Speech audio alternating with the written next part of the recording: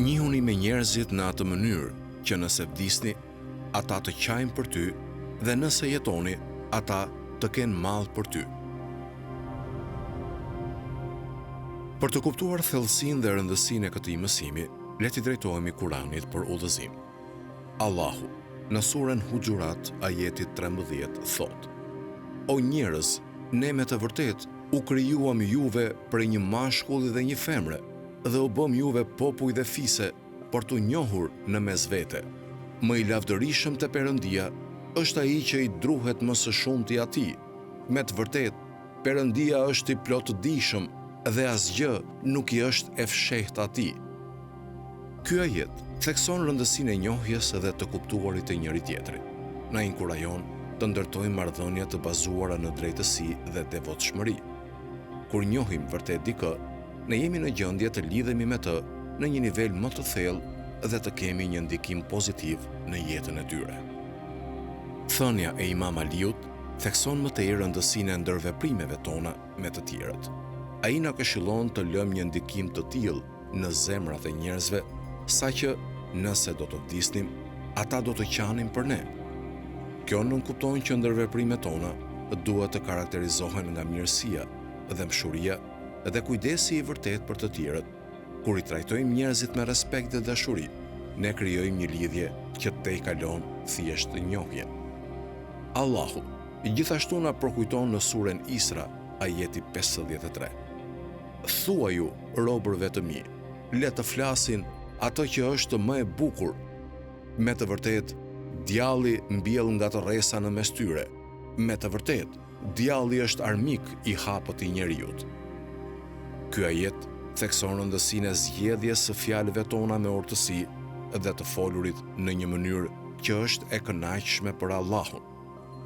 Ndërveprimet tona duhet të karakterizohen nga mirësia, ndershmëria dhe sinqeriteti.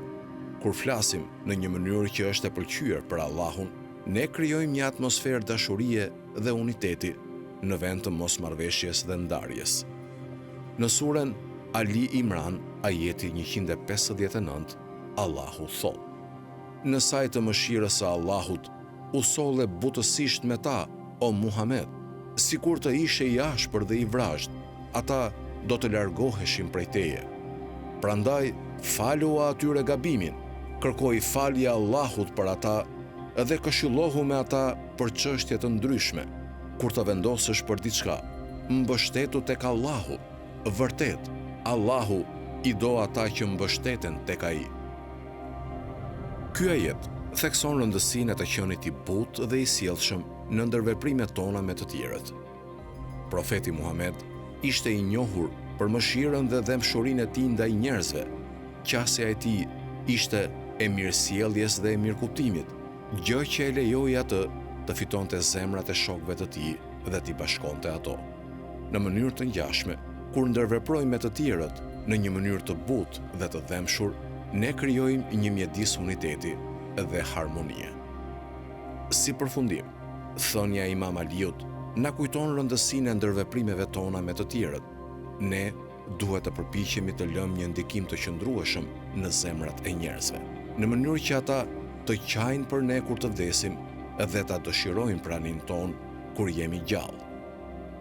Duke ndjekur mësimet e Kuranit dhe shembullin e profetit Muhammed, ne mund të kultivojmë marrëdhënie kuptim plot dhe të kontribuojmë për një komunitet musliman më të dashur dhe më të bashkuar. Allahu na udhëzoft në ndërveprimet tona dhe na dhënë të aftësinë për të lënë një ndikim pozitiv në jetën e të tjerëve.